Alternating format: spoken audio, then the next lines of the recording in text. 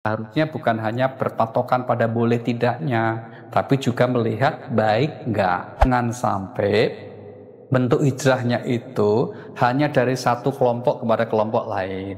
Ada dua pertanyaan di sini. Apakah manusia tidak paham bahwa hidup di dunia sedang diuji? Ya boleh jadi, sehingga tidak siap itu. Ada beberapa pertanyaan paling dari jemaah. Apakah pernikahan beda agama itu menentang perintah Allah? Pernikahan beda agama dari segi legalitasnya, khususnya legalitas fikih ya, itu memang ulama beda pendapat. Ada yang melarang mutlak karena merujuk ke surah Al-Baqarah ayat 221. Ada yang membolehkan dengan syarat lakinya yang muslim, perempuan ahli kitab. Itu merujuk ke surah Al-Maidah ayat yang kelima. Itu umumnya dua kubu itu ya. Sehingga kemudian kalau seseorang itu mengambil pilihan untuk menikah beda agama dengan posisi yang kedua tadi, tentu saja tidak wajar untuk kita salahkan. Maka itu bukan sesuatu yang disebut menentang agama.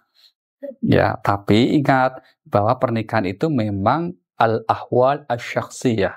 Artinya apa? Ini adalah hal-hal yang berkaitan dengan individu. Sehingga tidak pada tempatnya orang lain itu berlebihan mengomentari keputusan individu-individu atas sesuatu yang sifatnya individu. Dan bertanggung jawabnya juga individu kelak di hadapan Allah Subhanahu wa Ta'ala. Tapi yang jelas pernikahan itu seperti orang makan, seharusnya bukan hanya berpatokan pada boleh tidaknya, tapi juga melihat baik enggak. Maka kalau makan kan ada halalan thayyiban, gitu kan? Artinya apa itu? Enggak hanya dituntut halal, tapi makanan yang kita konsumsi, minuman yang kita minum, apakah itu tuh membuat maslahat untuk kita? Sama pasangan yang kita pilih untuk hidup bersama, apakah itu bisa membawa kebaikan dunia akhirat kita? Itu harusnya list pertanyaan yang harus kita jawab, gitu ya. Jadi bukan hanya fokus pada masalah boleh tidaknya saja, ya. Maka terkadang yang jelas-jelas sesama muslim pun tidak ada salahnya juga membuat list pertanyaan, apakah calon yang akan saya nikahi ini ataupun pasangan yang sudah saya nikahi ini betul-betul bisa membimbing saya ke kebaikan. Nah, kalau jawabannya adalah iya, insya Allah, udah bismillah.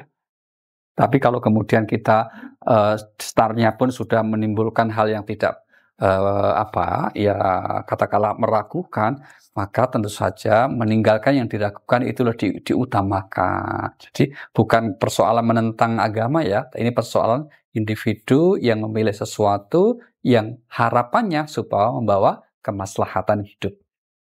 Oke. Pertanyaan kedua, tren hijrah, apakah cara yang paling tepat menurut pandangan agama memulai berhijrah supaya tidak salah kaprah?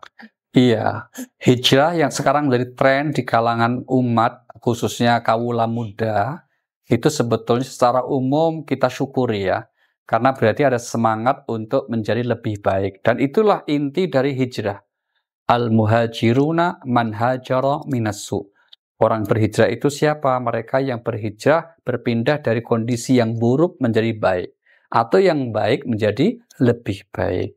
Nah, bagaimana agar kita tidak salah dalam memaknai hijrah ini? Tentu saja kita punya ukuran-ukuran yang dibenarkan dalam agama kita. Nah, salah satunya yang terpenting adalah jangan sampai bentuk hijrahnya itu hanya dari satu kelompok kepada kelompok lain.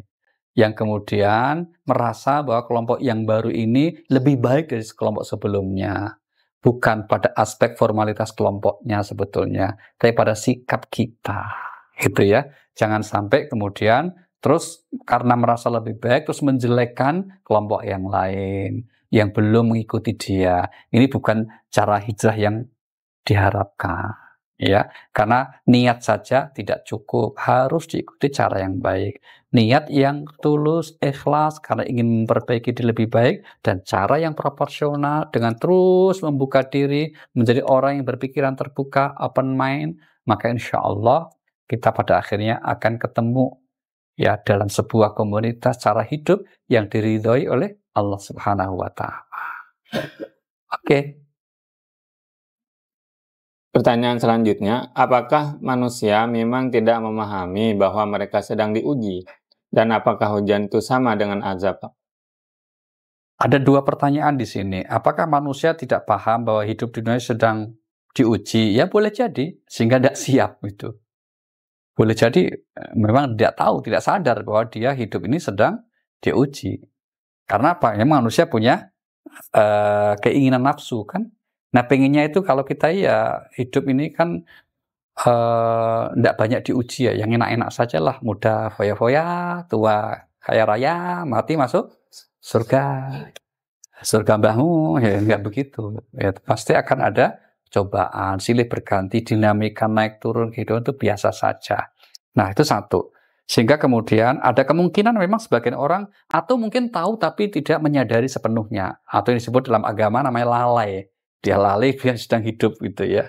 Kalau hidup ini mesti ada ujiannya. Dan ujian itu memang berbagai macam. Setiap orang bisa beda. Ya, ada yang diuji dengan sikap apa tetangganya, ada diuji dengan sikap orang tuanya, ada diuji dengan sikap anaknya, ada diuji dengan sikap pasangan, suami atau istrinya ada. Ada yang juga diuji dengan apa sikap mertuanya, ada juga, gitu ya. Diuji dengan sikap besannya, lu ada, gitu. Jadi di atasannya, bawahannya, pokoknya hidup jangan pernah ingin supaya nggak diuji. Hakikatnya apa? Kita itu sedang menjalani ujian. Al-Quran mengatakan, Alladzi khalaqal mauta wal hayata liyabluwakum. Dia menciptakan mati dan hidup untuk menguji kamu. Jadi kita sedang menjalani ujian ya. Yang kedua, apakah ujian itu berarti adab? Tidak selalu. Buktinya apa? Para nabi hidupnya selalu diuji oleh Allah. Tapi kan kita yakin nabi itu nggak mungkin diadab. Mereka nggak punya dosa. Nah berarti apa? Ujian tidak selalu berkonotasi sebagai adab dari Allah. Justru ujian itu terkadang cara Allah mengasihi hambanya dikasih ujian. Sama seorang guru kalau mengasihi mahasiswanya, muridnya. Dia untuk mengetahui kualitas kesungguhan muridnya kasih ujian dulu. Baru setelah itu kemudian diberikan apresiasi. Nah begitulah kira-kira Allah terhadap hambanya. Oke.